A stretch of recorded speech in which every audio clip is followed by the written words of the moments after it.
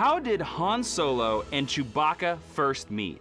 Well, super friends, before Solo: A Star Wars Story was a movie, Star Wars Legends had a mythology all its own. Hi, I'm Jason Inman. Now, Han Solo and Chewbacca are very important and they play very large roles in the Star Wars universe. And the new movies actually aren't the first ones to explore how these best friends came together and formed one of the most iconic friendships in all of science fiction. The Star Wars franchise actually enjoyed a large extended universe pre-Force Awakens, including approximately 313 prose books and short stories, dozens of references, handbooks, and art books, 4 series of role-playing games, and thousands of comic books. But beginning in 2014, everything that had been published up to this point was no longer considered canon, and the slate was wiped clean and continuity began anew. But the Star Wars Legends continuity is where Han and Chewie's origin was first explored in depth. But before we reveal any more secrets about a galaxy far, far away, I just want to say if you enjoy nerdy videos, you should go below this video and click subscribe.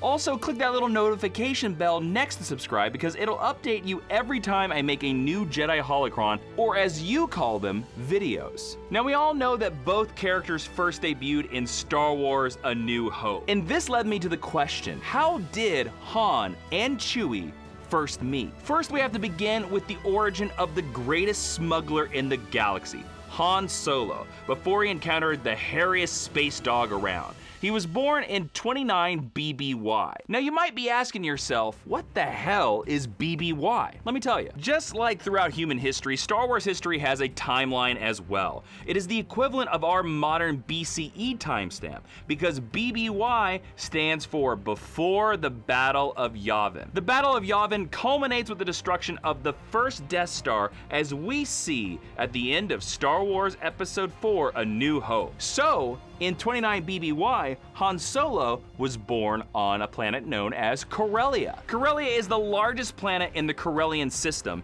and it is in a cluster of planets known as the Five Brothers, and most famous for being the birthplace of both Han Solo and Wedge Antilles, one of the pilots of Rogue Squadron. Han was orphaned at a very early age, although exactly what happened to his parents has always been shrouded in mystery. Like Star-Lord in the MCU, Han Solo was scooped up by a space pirate named Garrus Shrike, who pointed out that Han was smart and wanted to fly a spaceship. Garrus was also smart, and luckily he had a spaceship called the Traitor's Luck, and from that point on, Han required little convincing. During a later moment, Han threatened to kill Garrus for kidnapping. Garrus laughed and said, "Come on, Han, you know you ain't gonna shoot me. You can't, I'm like your daddy almost." Han did eventually escape the ship Traitor's Luck as a teenager, and thus begins what is known as the Han Solo Trilogy, which is a series of books written by A.C. Crispin. The first book was called The Paradise Snare, and begins immediately with Han's life post Garrus Shrike. With no education, no training, and no apparent life skills, Han had to fall back on what he knew the best: smuggling and wearing vests. But more importantly, smuggling. It was the intersection of so many of his talents, and he quickly discovered that he was actually good at smuggling.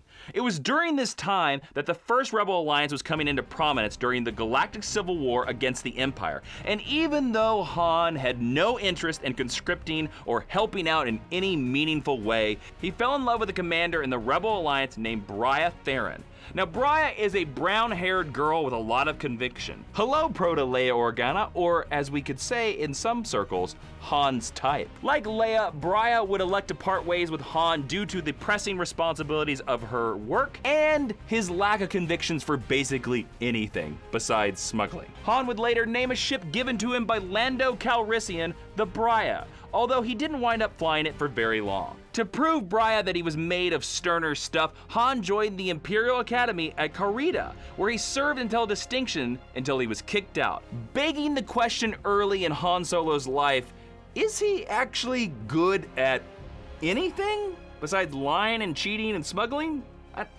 I don't know. If you know of something, please let me know. So now I can talk about when Han and Chewie actually met for the first time. You might be wondering what exactly one has to do to be kicked out of the Imperial Academy. One thing, it turns out, is stopping your fellow Imperial bullies from beating up a Wookiee is one way to get kicked out, very easily. The Wookiee turned out to be, surprise, Chewbacca, and he swore a life debt to Han. Han loved Chewie so much that he quit the Imperial Academy, their bond grew, and he went right back into being a smuggler. Around the same time, Han sought out Jabba the Hutt and his expansive crime empire while looking to expand his own business and start making more money. Or as we like to call it, space credits, son. Han and Chewie were originally hired by Jabba and his uncle/partner, Jiliak Tyron, to smuggle spice across the galaxy. Because if Dune has taught us one thing, the spice must flow. You know Dune, the other great space opera out there by Frank Herbert? You don't know Dune? Go to a library, son! Back to Star Wars. The complete story of how Han Solo and Chewbacca came together and formed their iconic partnership played out in the second installment of the Han Solo trilogy called The Hutt Gambit. Now, Han is working with the Hutts, and that is what directly led to a very important moment in Star Wars history that I want to dive into, the Kessel Run. For a long time in Star Wars lore, nobody knew what the Kessel Run was. There was even a popular theory that it was a race, not unlike the pod racing scene from Star Wars The Phantom Menace. Fun fact, it's not. It's actually a smuggling run.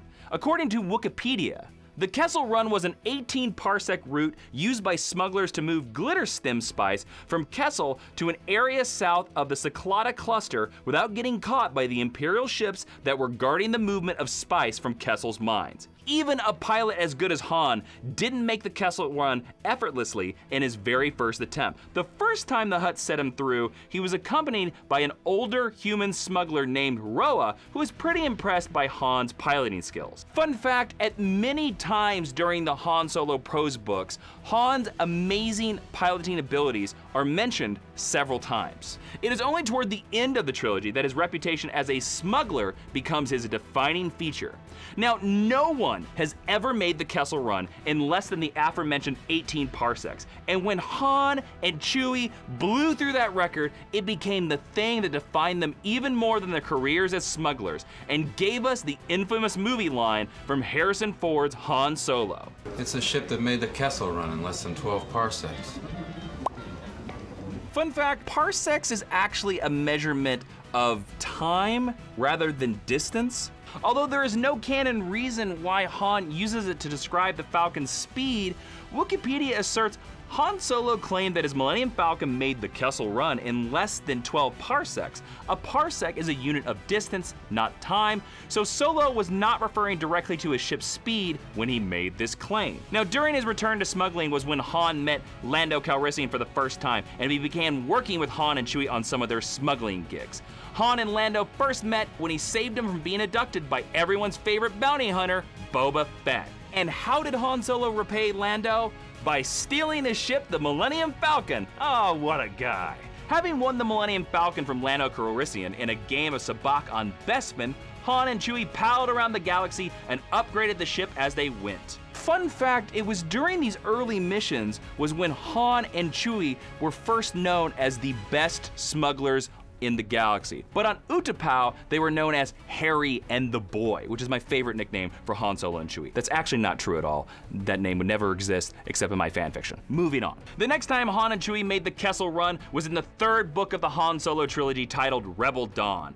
After an ill-advised fling with Bria Theron, who had become an agent of the Rebel Alliance, Lando Calrissian was branded a traitor due to her betrayal, and Han was so mad that he threatened to kill Bria if he ever saw her again. Now, this drove a wedge between Lando and Han and Chewie, and they became so desperate for money that Han and Chewie agreed to another Kessel Run for Jabba the Hutt. Because, remember, the spice must flow. But Han and Chewie had to dump the spice to avoid being caught by the Imperials, and this began the rocky relationship with Jabba the Hutt. This was the moment that cemented the hatred between the Hutts and the Falcon crew, and also sets up the bounty that Jabba the Hutt places on Han Solo's life. By the end of the book, Boba Fett informs Han that Greedo is coming after him to kill him, and it butts right up against the first scene with Han and Chewie and Mos Eisley in A New Hope. Now, we have have to talk about Solo: A Star Wars Story, because this reimagines the Han Solo and Chewbacca meet cute for a new generation of fans from a galaxy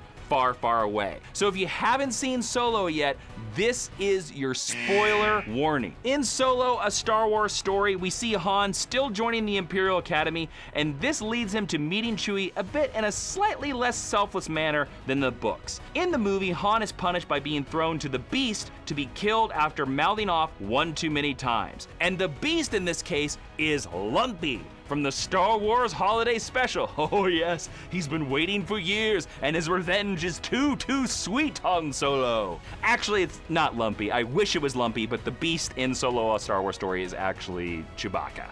Han's only saving grace from this beast is that he speaks a little bit of the Wookiee language, and this fleeting connection allows them both to escape Imperial incarceration and begin a life of professional smuggling underneath the tutelage of Tobias Beckett. Gone is the life debt, and also gone is the return to Kashyyyk to reunite Chewbacca with his family.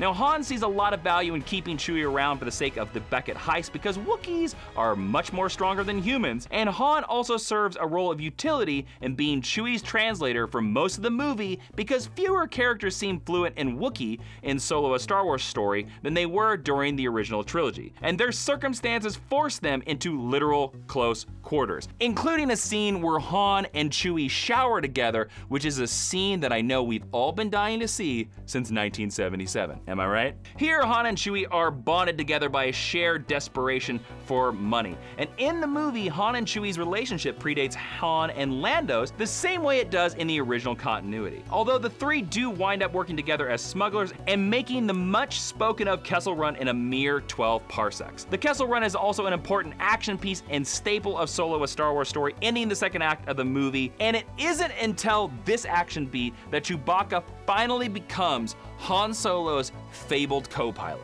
Initially, Han wants Emilia Clarke's character Kira to act as his co-pilot aboard the Millennium Falcon because they do have a deep pre-existing relationship and a level of trust that he doesn't share with anyone else, but the joke's on Han because that trust is deeply misplaced. Han, my boy, she's gonna betray you. She's Khaleesi. She's gonna do it. So Chewie takes his rightful spot in the co-pilot's seat, and the dynamic that Star Wars fans have been waiting for is finally established. So interestingly enough, the broad strokes of Han and Chewie's origin doesn't really change that much between the Han Solo trilogy and Solo: A Star Wars Story. They still meet during the rising of the rebellion against the Empire, they still meet when Han is an Imperial soldier and Chewie is an Imperial prisoner, and they still encounter Lando Calrissian during their early days of their partnership. The movie is just basically a modern code of Pate that Ron Howard and Disney have placed over these building blocks for a new audience. So whether the story is Han saved Chewie's life and Chewie swore to follow him until the end, or Han and Chewie escaped together and discovered just what a formidable team they made, Han Solo and Chewbacca are one of the most iconic friendships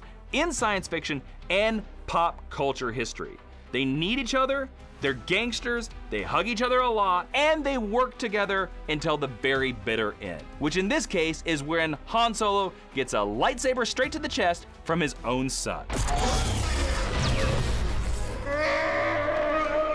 Next video, the origins of Han Solo's bad parenting skills. Thanks for watching this video about Han and Chewie's origin. If you like this video, please click subscribe and also check out one of the other videos on the screen. We'll be doing another one of these videos every other Friday. I'm Jason Inman. Be seeing you.